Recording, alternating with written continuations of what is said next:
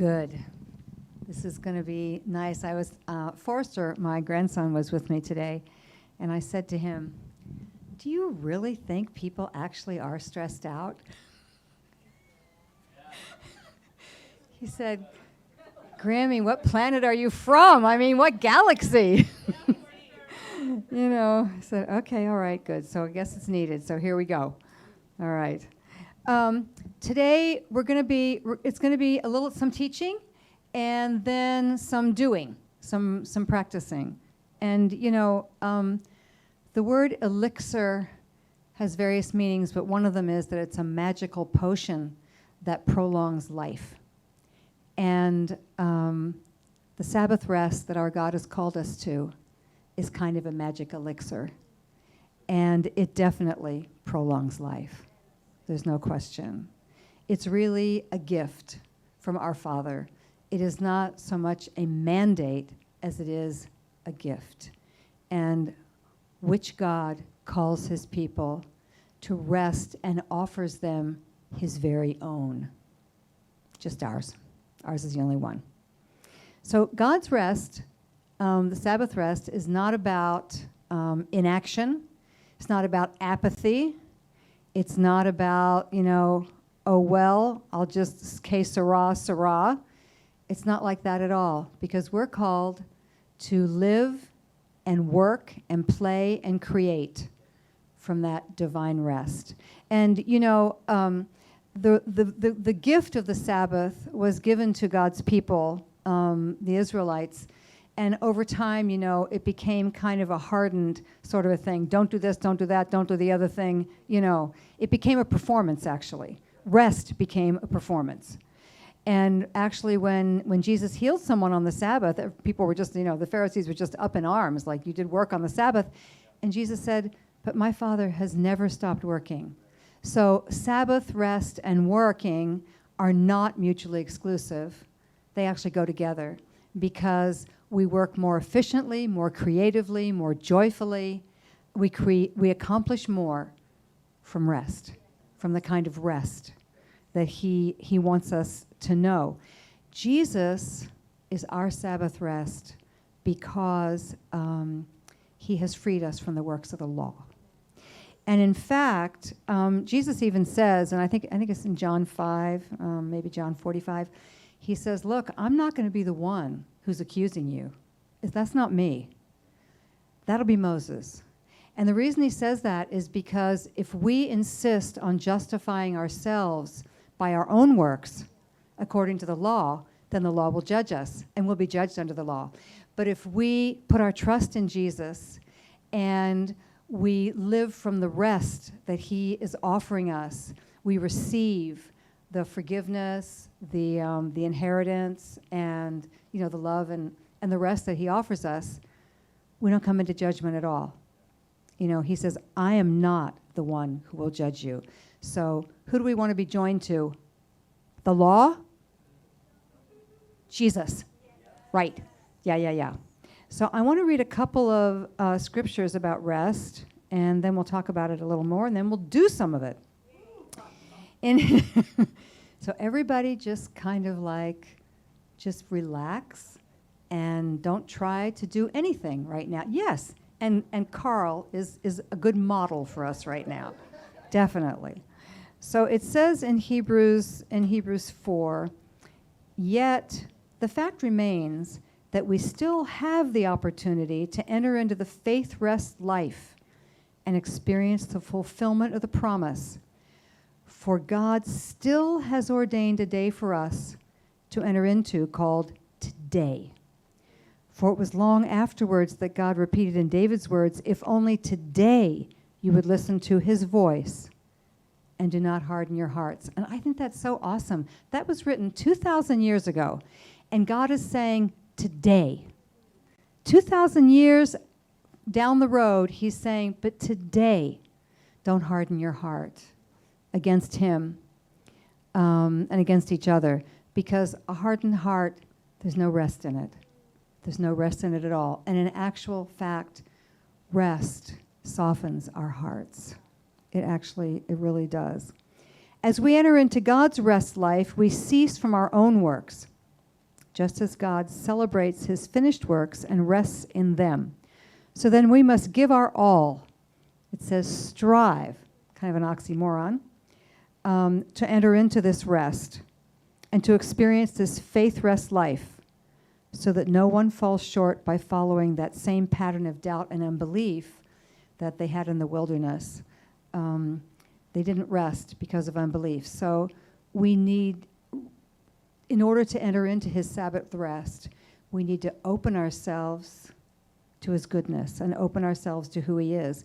And it says, today, if you would hear my voice and not harden your heart. And what is his voice saying? In Matthew 11:28, the voice of Jesus says this, are you weary, carrying a heavy burden? Then come to me. I will refresh your life, for I am your oasis. Simply join your life with mine, learn my ways, and you'll discover that I'm gentle, humble, and easy to please. You'll find refreshment and rest in me.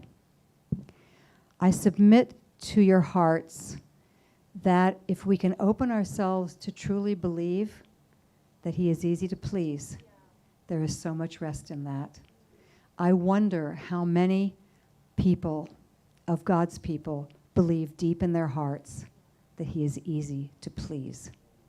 He is so easy to please. He's not looking at any of our no's. He's looking at any yes that he can empower, you know. So the true Sabbath rest is actually a revelation of God's heart for us, his goodness toward us. And our Sabbath rest comes from an absolute confidence in his faithfulness, in his endless resources, in his love for us, in his power, in every circumstance. So that in any circumstance, our expectation is to see his glory displayed. Whether it's crashing or whether it's ascending, whatever is happening in the circumstances, his divine rest is an eternal gift that cannot be earned. It is kind of revealed. It's something that we learn to accept. It's something that we learn to trust in. And circumstances don't shake that. In fact, his rest can shake the circumstances. That's actually how it goes, you know. The thing is, today this is not a meditation workshop. It is going to be a physical rest and mental rest kind of a workshop. The Bible tells us to bring every thought captive to Christ. And there's a lot of different ways to talk about that. But today, what I want to submit is, you know, every thought that we have finds a physiological expression. Every thought we have changes the pH of our body and our brain. Every thought that we have sends a message to every cell. You're in danger. You're under threat. You're totally safe. You know, I'm enjoying the joy. You're angry. You're bitter. Like every single thought that we have finds an expression in the body, and the body's the one that keeps the score of all that. So what happens is, in rest, every rest is a reset. And in rest, if we can learn to rest, and there's no rest for the body without a rest for the mind. You can be lying there in bed, but if your mind's going, your body may look like it's resting, but it's not, you know. So we need to learn to rest the mind so that the body can find some respite, you know, and get some restoration. Rest is the beginning of restoration. Restoration occurs in rest. So we're gonna talk about how to help the body do that. You know, the Bible talks about the body of sin, and I don't pretend to be an expert, but when it says this is the body of sin, it doesn't mean like this is the body of just like doing horrible, terrible, awful things. It means this is the body that has been physiologically affected by fallenness, by mistakes, by words that people said to us, by events that we've experienced, by words we've said to ourselves, because we believed things that contradict who God says we are. The body of sin is the body that has been really hurt, wounded, affected, that is expressing because of what it has experienced in a fallen world. So the body is the temple of the Holy Spirit. How do we treat the temple? Do we just beat it up? No, we honor the temple in all kinds of ways, with delicious, nutritious food, with thoughts that are filled with the goodness and the joy and the love of God, with expectation of glory, and with teaching the body that it's safe and it can rest. What happens is, we all know this now.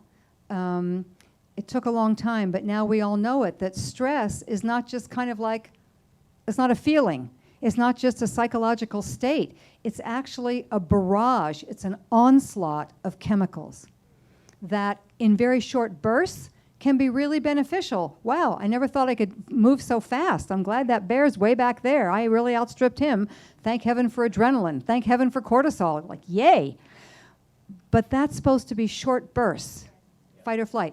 It's not supposed to be a constant barrage, a constant influx into the body of cortisol and adrenaline, and those things also dampen the expression of dopamine, oxytocin, the really happy, brain chems. And what happens is we become acclimated to a higher stress level, and a higher threat level, and we don't even realize we're in it. So our muscles are more contracted than they need to be. Our breath is faster. Our heart is beating faster. Our blood pressure is up. It may be micro or it may be macro. But stress finds an expression in the body from the muscles to the cells, from the macro level to the micro level. In stress, we talk a lot here about embracing the new. We want to embrace the new. All things are made new. We want to walk in that. We want to breathe that in and out. We want that to be kind of like, the expression of our being. But in stress, we really can't embrace the new. Sometimes we can't even recognize it, receive it, because we are consumed and paralyzed by the perceived current threat. It might be a low-level perceived threat, or it might be a high level. But many, many people, from what I read, are walking around with a kind of low-level stress, often not just for years, for decades. Literally for decades. And it is affecting the body, it's affecting the mind, and it affects our capacity to really receive His love and to walk in trust. Pardon me? Yes, or to create, absolutely. Who can create when you're so busy at survival? Stress keeps us at a survival level, and we may not even recognize it. We maybe think we're creating. But if we could walk in that Sabbath rest, there'd be so much more. And it would be a fountain, and it would become so much easier. Anxiety, mind clutter, polarized emotions. These are the things that really keep us in that whether it's a high or low threat level. And that does this. And it's really bad for the body and for the mind. So God is in the restoration business. He wants to restore us. He wants to restore us physically. He wants to restore us mentally and emotionally. I looked up the word store. I wanted to know the origins of it. Geek-o-matic. And it actually is from an old French word that has to do with armies. It means repair, equip, supply with provisions, establish. It means to stand or to make firm. So when God restores us, He is reestablishing us. He is reaffirming us. He is making us firm again. He is resupplying us. He is re-equipping us to live in Him, through Him, and for Him in glorious, glorious delight. God restores, he replenishes so that we can live again from Eden, so that we can live again from delight and from not from all this, low level, kind of threat level. Pattern breaking and remaking, they come through rest. It's hard to recognize the patterns that need to be repatterned and remade when we are at survival level, when we're constantly trying to deal with a threat level. So that beginningness, that newness that we all want to walk in, that comes from rest. It comes from Sabbath rest. God's pattern, his pattern is to create from rest. He manifested Adam in the, he manifested Adam in the touch, see, feel world through rest on the seventh day. And I've said this before, I don't know if everybody heard it, but the Genesis 1 says it was evening and it was morning the first day, evening and morning the second day, evening and morning the third day. But the seventh day doesn't say that, because the seventh day doesn't have an end. It doesn't have a beginning. The seventh day is the day of God's eternal creative rest. And pardon me? Yeah, the today, exactly. The eternal today. The eternal right now. And everything that he has for us is always available to us in the eternal right now. So the more we're in rest, the more our body receives at the macro level and the cellular level safety messages. Messages that we can heal. We can receive his goodness. We don't have to resist. We are safely in him. And the more our body and mind are kind of operating from his divine rest, then the more easily we can incarnate his word, because we're not in a position of resistance. Stress is resist. It's a defensive posture, and we may not even be aware that we're in it, but our cells know, our glands know, the whole body knows, even though we may be so acclimated. So one of the reasons for tonight is to experience what rest feels like, so that when we're not in it, we can be aware and check ourselves and say, hey, I don't have to live there. I've been offered a divine, eternal Sabbath rest. That is my portion, that is my inheritance, and that's where I want to live. So the other thing I want to say is that we've been doing a gratitude feast. And I don't know if any of you saw Chastity's video, but it's really wonderful. I loved it. It's about how do you be grateful for 10 minutes? She tells you how. It's on Facebook. Gratitude is a place of rest. Gratitude is the magic attitude. It is absolutely, it's the rest that softens the heart. Gratitude really releases a lot of the good chemicals. And I just want to put a shout out for gratitude. Gratitude is absolutely amazing. So it says, if you would hear his voice today, don't harden your heart. There is a hardening in stress. There has to be, because it's a defensive posture. It's defending against. It's survival level, So in rest, in that safety of his love, his grace, his peace, pure confidence in his faithfulness to us, in that revelation, there is rest, and our heart can soften. Our heart can let down the defenses toward him, and enlarge the capacity to receive more and more and more of our inheritance, more and more and more of what he has for us. We're going to talk about breathing for a minute, because breathing is absolutely amazing. Breathing is awesome. I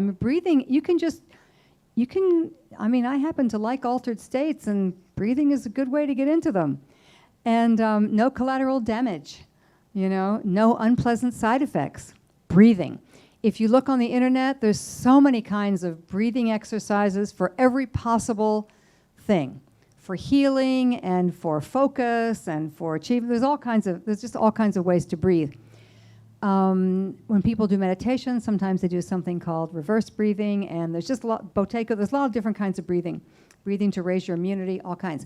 But tonight, we're going to talk about what we call natural breathing, the way babies breathe. The way it's a very calming kind of breath. And it's the kind of breathing that we want to learn to do so it's our default, so that we breathe that way all the time. You know, the name Yahweh, you could say that every time we breathe, we're kind of saying his name. And when he changed Abram's name to Abraham and Sarah's name to Sarah, what did he do? He put his breath in their names, you know. So we are going to talk about how to breathe. We've been doing this all our lives, but some of us have been doing it in a way that is not as life-giving as it could be, because there's a tension breath and a stress breath that people tend to do often, and lots of times people are doing it as a default. We want to change that default. We want to change it. And the first thing is to become aware of it. So, and then we're going to lie down or sit up straight or just get relaxed or however you want to do it. Anybody's welcome to lie down if they want to. It's a good way to really, really relax, but you don't have to. You can relax. If you know how to do it, you can relax doing almost anything. So you said you were going to be my model. Is that right? For breathing? Do you want me? You want to? Okay. I can just tell you. So a tension breath is this. If I say to somebody, take a big inhale, lots of times people will go like that. That is basically an oxygen deprivation breath. That is a breath that makes sure the lungs get very little. So when you are blowing up a balloon, it's from the bottom first. You fill it, and then it fills up to the top. So if I'm gonna breathe what we call a complete abdominal breath, and this is all over the internet. You see it on YouTube and everything. You breathe first. When you breathe in, your abdomen goes out because you're breathing into the bottom first, then the middle, then the top, like. Then you breathe out from the top first. Your stomach goes in towards your spine when you're breathing out in this particular breath. If you want to breathe in, you breathe in from the bottom. And then you breathe out from the top. It's easiest to do when you're lying on your back because you can kind of feel your abdomen. And we're going to do a few of those, and I'm going to lead you through a deep relaxation. And as we do that, we'll do a few of these breaths, but then you'll let your breath it doesn't have to be complete, all the way up, all the way down. You'll just be in, out, in, out, like that. Slowly or not so slowly, however it is that is comfortable for you. A little slower is better, but not so you're straining, not so you're stressing. That would be completely counter to what we're trying to do. So if everybody could just get in the position they want to be in, please feel free to lie down anywhere, and you'll be able to hear me anywhere. Or, I see Rachel has a nice big pillow. Good for you, Rachel. There's some more pillows over there if you want them. Stay in your chair if you want to. The whole idea is just to be comfortable. Yeah. The whole idea is to be comfortable. Could these lights maybe be turned off? Is that possible or not? Yeah. Yeah, that would be good. They're a little bright. That's good. Okay. We're going to be focusing on our breath, especially on an exhalation. Something to remember is exhaling is relaxing. Exhaling is relaxing. If you are in a difficult interview, you're in a difficult conversation, you are, in a board meeting or anything like that, you find yourself getting a little bit hyped up, a little bit stressed, take a minute and exhale. And then you can just look like you're just being normal with everybody, but you're actually being aware of your exhale. If you're doing yoga or something, we always say exhaling is relaxing. So if, let's say, you're bending and stretching, if you exhale, exhale, exhale, exhale, you'll be amazed how much more stretched you'll be just in a few breaths, because exhaling is relaxing. Okay, so everybody, if you could just take your fists and your face and all your muscles and tighten them just as much as you can. Stomach, face, fist, legs, calves, toes, everything tight, tight, tight, tight. Now let it go. Just relax. Do it one more time. Tighten up, tighten everything. Face, hands, fists, arms, legs, toes, feet, everything. Just tighten, tighten, tighten, tighten. And now just let it go. Just let it go. Now we're going to do a couple of complete breaths, and that means you're going to inhale from the bottom, up into the middle, up into the top of your lungs, so you have a complete breath and your tummy is pushed out. Hold it for a second, and then exhale from the top, down into the middle, and then pushing it all out, pushing your belly button against your spine. And then again, inhale, all the way up. Feel that catch or that hold for a minute, and then just exhale and let it come out from the top, the middle, and then the belly button against the spine. Now we're going to inhale completely, and we're going to push the belly button out and keep it there while you hold your breath. So go ahead and inhale. Push your stomach out and hold your breath.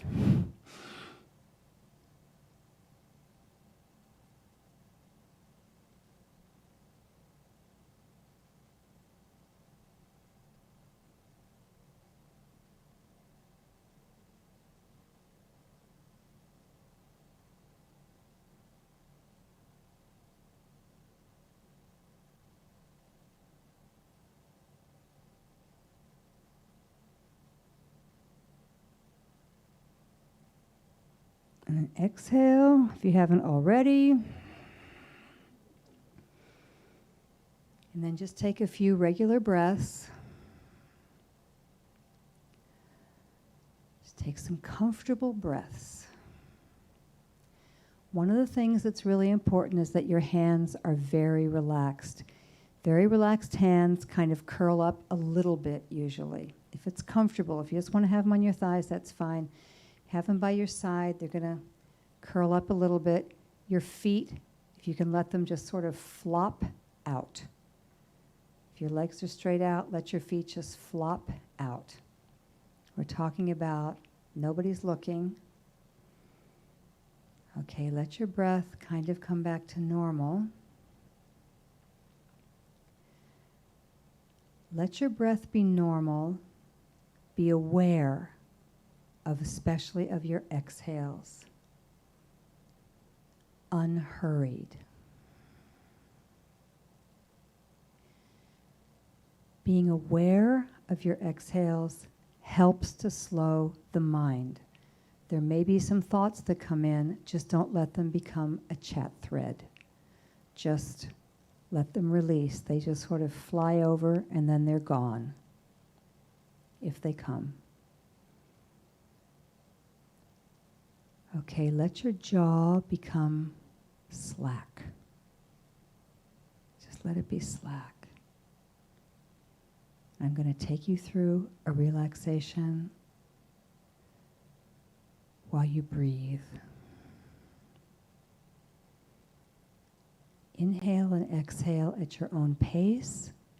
It may slow down. Just let it be unforced. And pay attention and enjoy your exhales. Let your eyelids completely relax. And the cheek muscles under your eyes, just let them go really, really slack. Let them release. Let your jaw and your lips just completely relax as you enjoy breathing at a very relaxed and easy, unforced pace. Let your shoulders just kind of drop a little bit. Let them just kind of relax. And as they do, even the shoulder blades in the back will just kind of release and relax.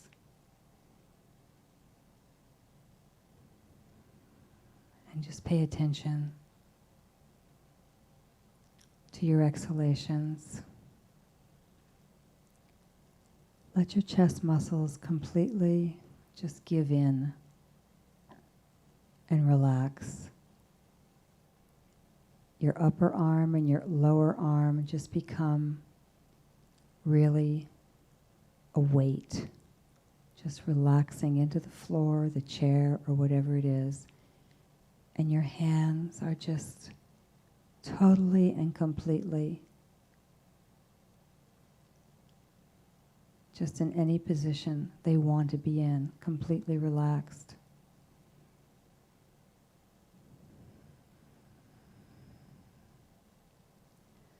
Let your hips relax. Let your upper thighs just kind of give into the floor or the chair and just kind of sink. They're not holding anything up, just letting them completely go, giving them some time off. Even your kneecaps, just let them go. Let them relax. And your calf muscles. Let your toes and your feet just kind of flop, whatever position they land in that's comfortable for them. And then just breathe. His breath is actually, He's given us His breath. And we're connected to His life in that breath. His life is the only life we have. And His life in us is in the breath. As you relax completely and let your whole body just kind of give in to being safe and being loved, you may notice that your breathing slows down, and for some, there may even be a kind of space between breaths, a kind of empty peace.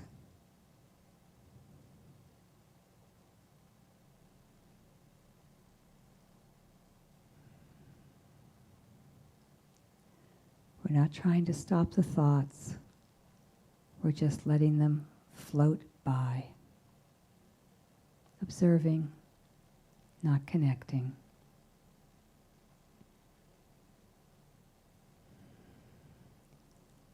Let the body get the message. You're loved by your healer.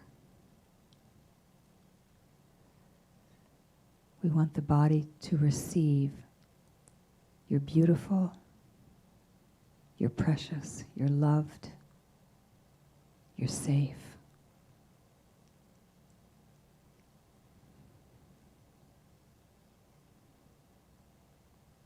It's a Sabbath for the body.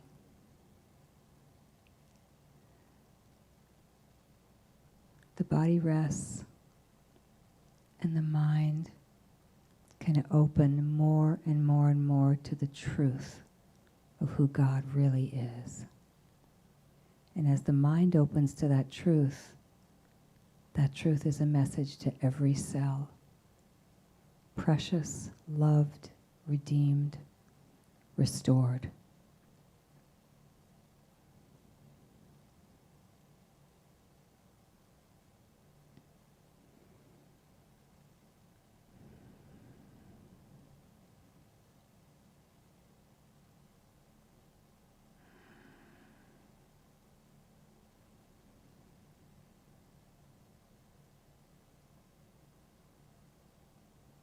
Every exhale is kind of like relief.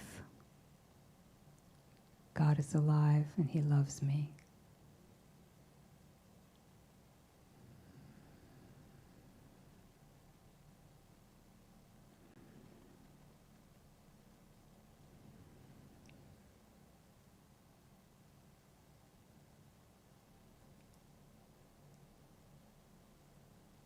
When you know how to rest the body and the mind, the brain waves slow down, and we can go into alpha or theta states where it's really a lot easier to hear the voice of God, to enter the visions He's giving us because there's no resistance. He's always with us. But when we learn how to enter into genuine rest, then we're really open to Him.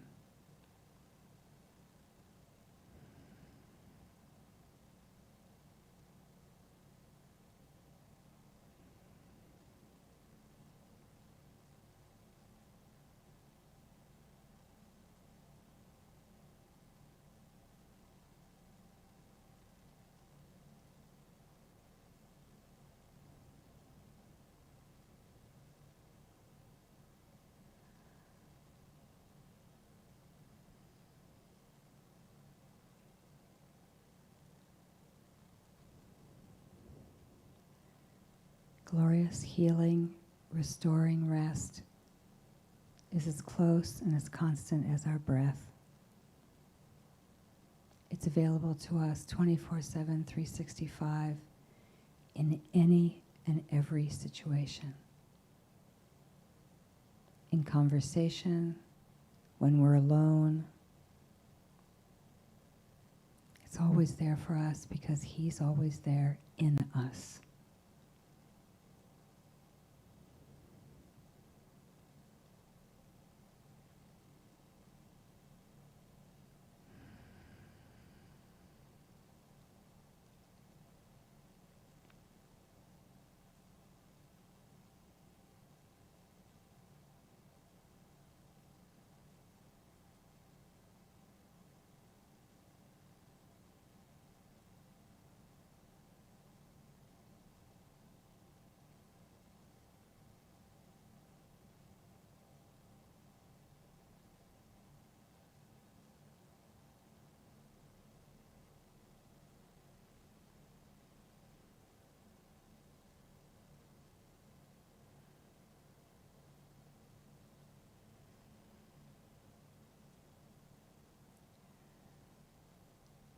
Okay, if anybody just wants to kind of slowly open their eyes, if you want to. You don't have to.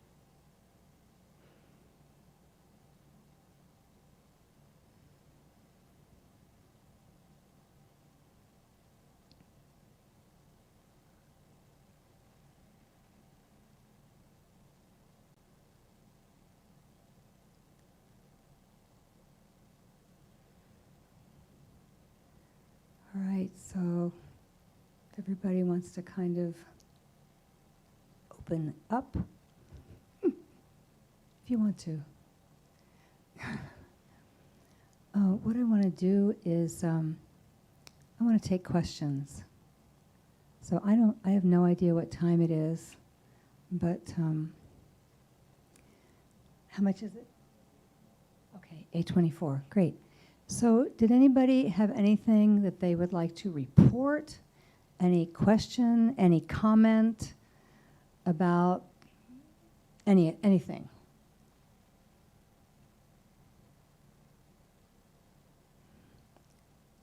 This is a skill that we all want and need to be able to do.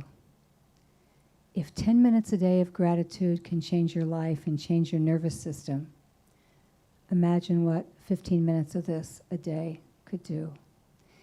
The reason I want to give an experience of it is because actually, maybe no one in this room, but I've met a lot of people who've never actually relaxed at will. They've just never done it. And we can do it anywhere, anytime, and every single time. It's a reset for the mind, the will, the emotions. And the body is the beautiful receiver. So that the body is not in a resistant mode toward life, love, the Lord, and the Word. In this kind of a just breathing naturally and normally, and being aware of our exhales, it's very much a receiving posture for His goodness and for the Word. Stress is it's just a resistance. It's a resistance at all levels, including to the Word. So even if I sit down to read the Bible, lots of times I'll just relax for a few minutes because I don't want to resist anything in this book. I want to just receive it. I don't want to resist what the Spirit is saying to me or might be saying to me. I just want to be able to receive it. I want to be in non-threat mode when I'm coming into the presence of the Lord. And this is one of the ways to do that. If we can learn to do it a couple of times a day, I think people would find it's really amazing. It's very healing to the nervous system. And we're not nearly as triggered by things. You know. So, do you have any comments you'd like to make, Peter? No? Good? Does anybody have... Go ahead, Preeti. Louder for me. Yeah. Yeah.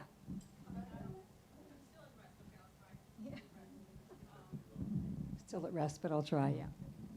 At rest is when we don't have to try, but we still accomplish. Yeah, well, I mean, when we're at leisure to do what we just did, I mean, it feels great. And I tend to be a bit more of like in my head harried person. So, I mean, I really enjoyed it. But like when you're under a time constraint, like let's say, like you're saying, while you mentioned while you're in a meeting, you know, it's possible to do it. But let's just say, I don't know, something's imminent, like something's on your mind and you're kind of, you're not at leisure. How do you do that? Yeah, that's a great question. So obviously, if we have a deadline, we probably don't want to go into theta. That's a very low brainwave state just before sleep. But if you're under a deadline, you're actually going to work more efficiently if you just simply take a moment and instead of being like this, in kind of threat mode, fear mode. Threat mode is fear mode. I might not make it. I might not make it. Oh, the time is running out. Your whole body is responding to that. Every single cell is responding to a threat message at that point. You might not make it. You might be judged. You might be fired. You might be, whatever it is. Take a couple of deep breaths. Be aware of your breath, slow it down a little bit, you will not get too slow to work. You will actually be able to work a lot more efficiently. Now, I'm not talking about practically falling asleep like we were doing, but I am talking about, and the other thing you can do, and I talked about this before, kind of a hack, be aware of your body as you're breathing, as you're exhaling, being aware of how your legs feel in the back of the chair, how your back feels against the chair, how your arm feels on the table. Just simply become aware of your physical body and how it feels, and then continue on. And you'll find that it is really, really, you're able to absorb more information, you're able to collate it and integrate it, and sometimes ideas come to you to make it easier, faster, quicker. I understand that a lot of people like to work in a high energy mode. I get that. And actually, I'm one of those, you know. But even though the energy may be high, my heart is calm. That's the whole idea. Your energy level can be happy high. Happy high is different than under threat, okay? Happy high means there's dopamine, norepinephrine, oxytocin. I'm getting downloads, I'm getting ideas. It's coming together, it's integrating. But my heart is not in a threat mode. Do you see what I'm saying? And the breathing, just a few breaths, can get you there. Just taking a moment. Steve. What I'll say is, if it's not something that you've done, if you practice it on a daily basis for a month, then what happens is you'll have neural pathways that will enable you to drop into this place at times that you couldn't do at first. Yeah. That's really good. I mean, I taught this stuff in the 70s, and I've been practicing it like, wow, I mean, 4 decades. Okay, go ahead.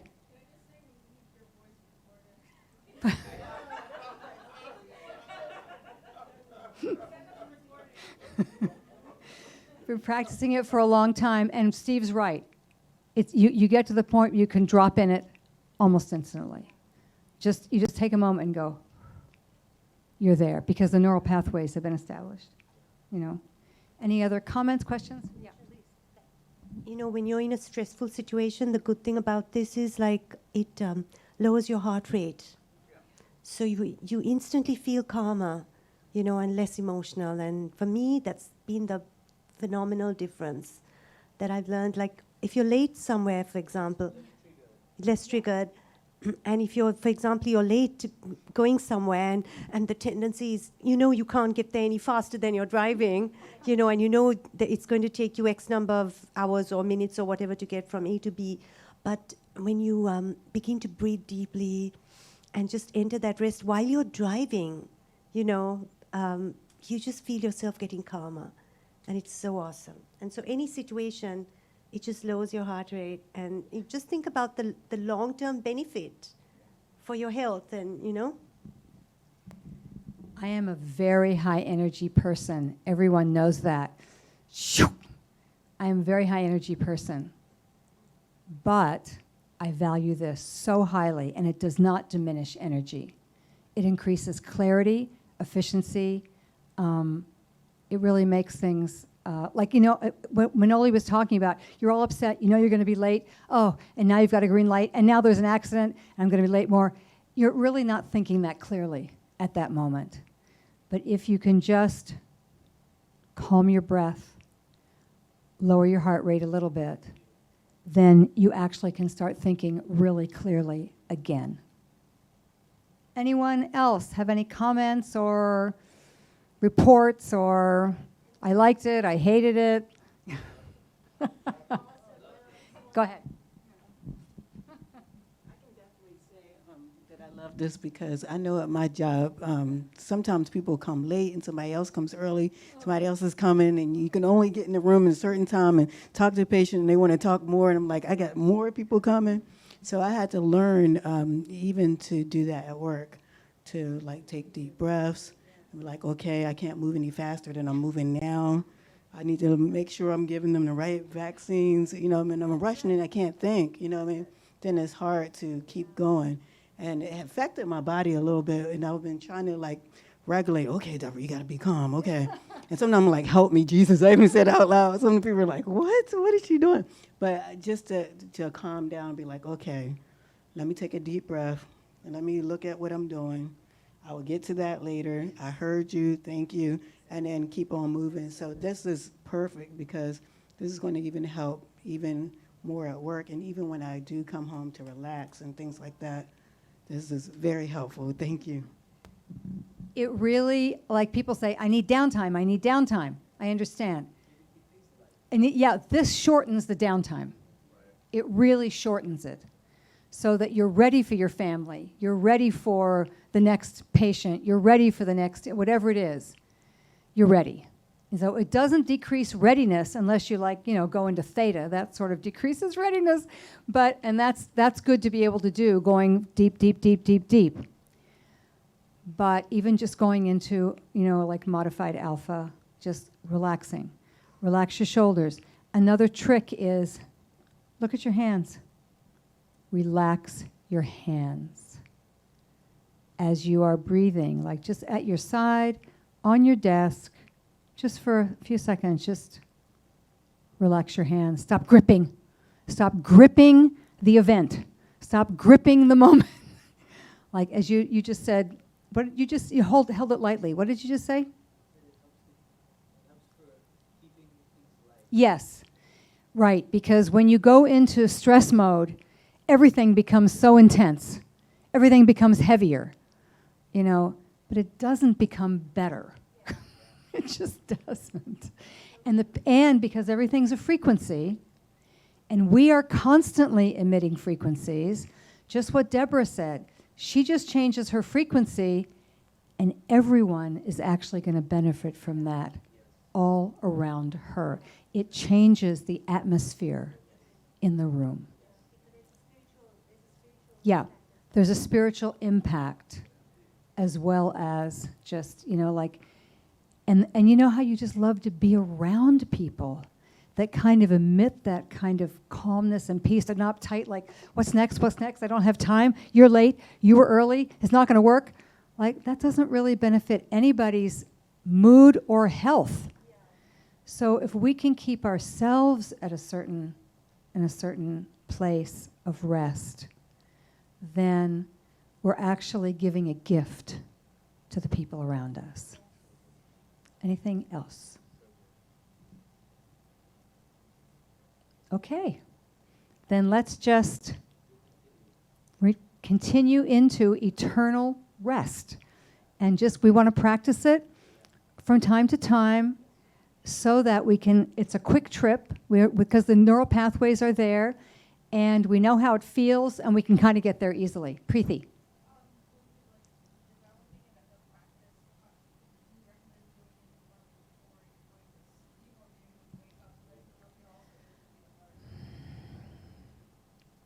All the time, anytime.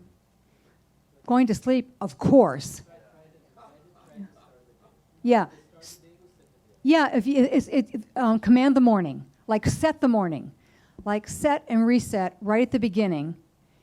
And so that you don't just jump out of bed or just lie there thinking about all the things that you didn't get done from yesterday. Yes, reaching for the phone, reaching for the news instantly. Just take like 5 minutes, 7 minutes. If you don't have that long, take 3. And just breathe and reset. And then attack. Thank you very much.